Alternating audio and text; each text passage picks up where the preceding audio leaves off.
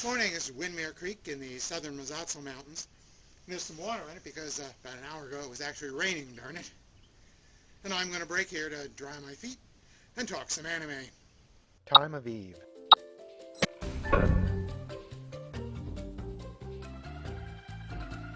Time of Eve is a unique and witty sci-fi anime originally made for the web. In the not-too-distant future, androids have become quite sophisticated.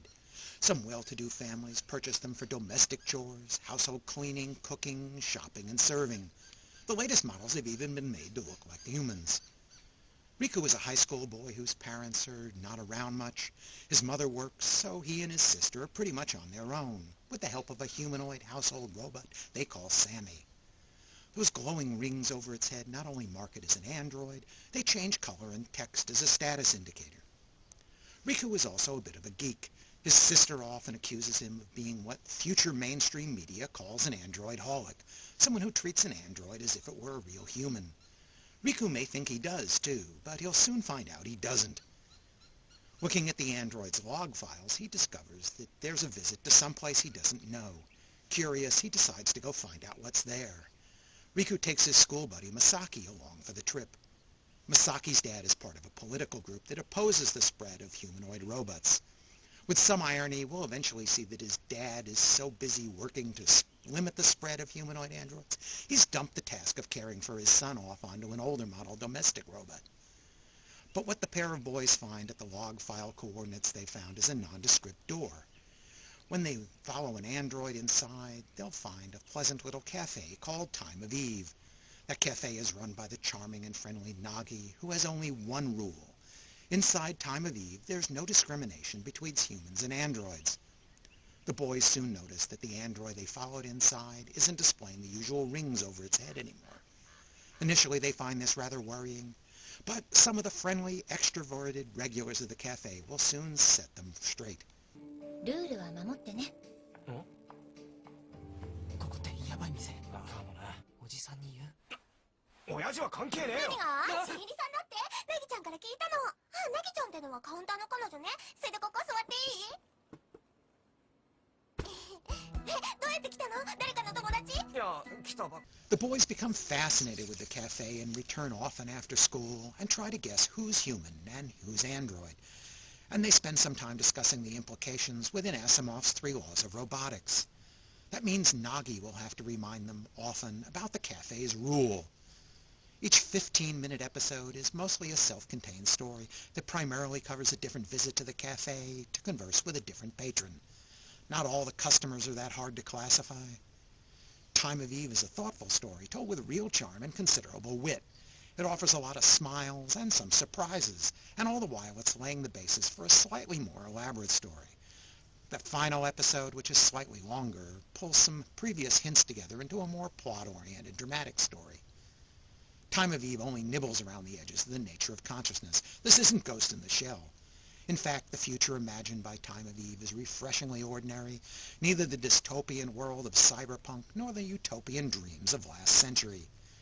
There are some new technologies around, such as holographic projections, electronic ink, and inductive stovetops, and the androids, of course. But the quotidian world of the cafe, the school, and the boys' home are pretty much as they are today, just as the world today is a lot like the world was 50 years ago. Time of Eve has some interesting perspective on how we treat people, or androids, quite differently if we meet them as individuals, rather than part of some classification. In the cafe, without the visual signals to mark them and invoke our preconceived notions, it turns out these robots are indistinguishable from humans. Maybe they should have named the place after Alan Turing. Time of Eve also has some small commentary about parents delegating the raising of their kids to machines. After discovering the Time of Eve cafe and the secret life of robots, Riku sees androids in a new light. He suddenly notices that most people treat them as machines. He tries to understand how his own family's android, Sammy, can seem so devoid of emotions and personality at home when he knows there's something quite different inside that can enjoy a cup of coffee and make friendly conversation elsewhere. 質問。何でしょうか？いや、質問キャンセル、コーヒー。かしこまりました。Time of Eve was both written and directed by Yasuhiro Yoshiura, who also created Pale Cocoon. He's given his dialogue crispness, speed, and wit that's unusual in animation. The characters often talk rapidly, in partial sentences, and finishing each other's remarks or cutting each other off, which is the way real conversations sometimes go. It reminds me of Aaron Sorkin's dialogue style for the West Wing TV show last decade. It also means you'll be reading a lot of rapid-fire subtitles.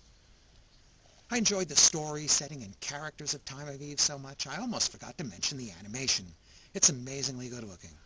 The designs offer a lot of futuristic imagination in the details. It appears to me that it's mostly been done by 3D computer modeling, with only a few traditional hand-painted backgrounds. But whereas cell shading usually produces rather harsh shading and lighting effects, this has really mastered the variable focus and soft lighting technique, and it's very impressive. This isn't an action story.